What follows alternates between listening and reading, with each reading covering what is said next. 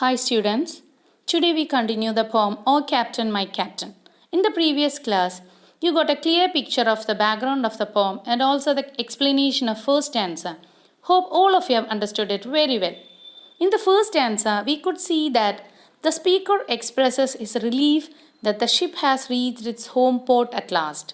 The people on the shore are exulting and celebrating the victorious return of the ship.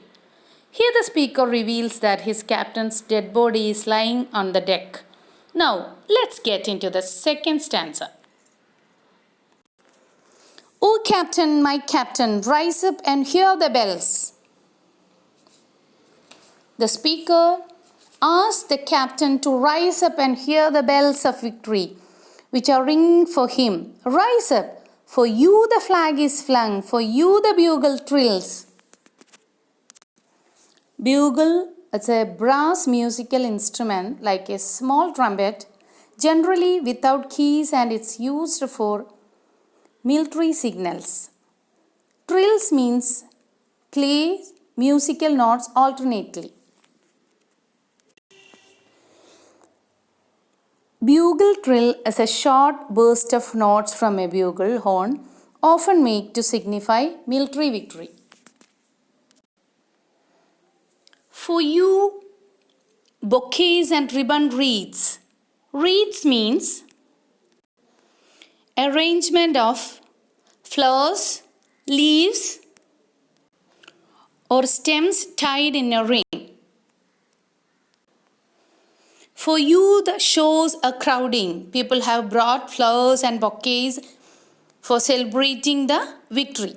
For you, they call the swaying mass, their eager faces turning. They are showing keen interest or intense desire to see the captain. They have gathered in huge numbers. They are swaying together.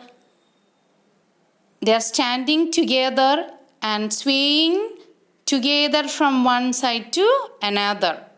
They are celebrating. The speaker is asking the captain to rise up. He says, you cannot die. You cannot give up. All are celebrating because of you. You are the one who actually brought the ship here successfully. He tries to wake up the captain. He says, the captain should accept these tokens of victory because they have won under his leadership. Here, captain, dear father, this arm beneath your head. He calls him father. It shows the closeness. He is a father-like person to him. He places his arms beneath his head and asks the captain to feel his arm.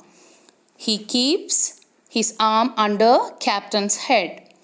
It is some dream that on the deck he feels it's like a dream. You have fallen cold and dead.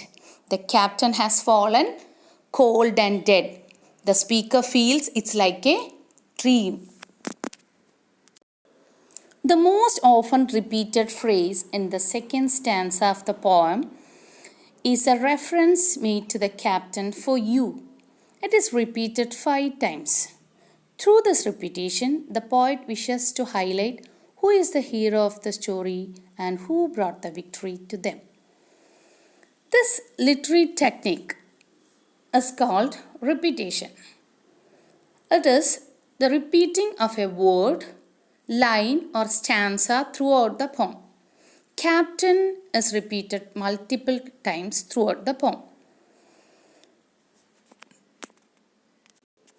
In the first stanza, the word hurt is also repeated. It expresses the deep grief that the speaker feels. So, the repetition is a poetic technique. It's a poetic technique used to draw the attention of readers to a particular point and also to create a musical effect in the poem. For you, the flag is flung. In this line, the first sound in 3 of the words are repeated.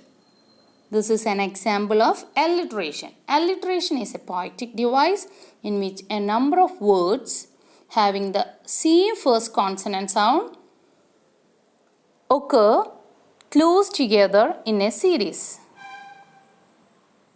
Alliteration can be a group of 2 to 3 words like babbling brook. There could be other words between two alternative words also. For example, the tree swayed shyly in the summer breeze. The sound S is repeated here. Clever kid. I can't catch a crocodile. I can't climb a cliff. I can't cook a cake. Here the sound K is repeated. This is called alliteration. Here in page number 82, there is a poem. You have to find out the instances of repetition in those lines. Underline the repetition. Page number 82. So, dear students, hope all of you have understood up to here, and we will continue the poem tomorrow. Thank you.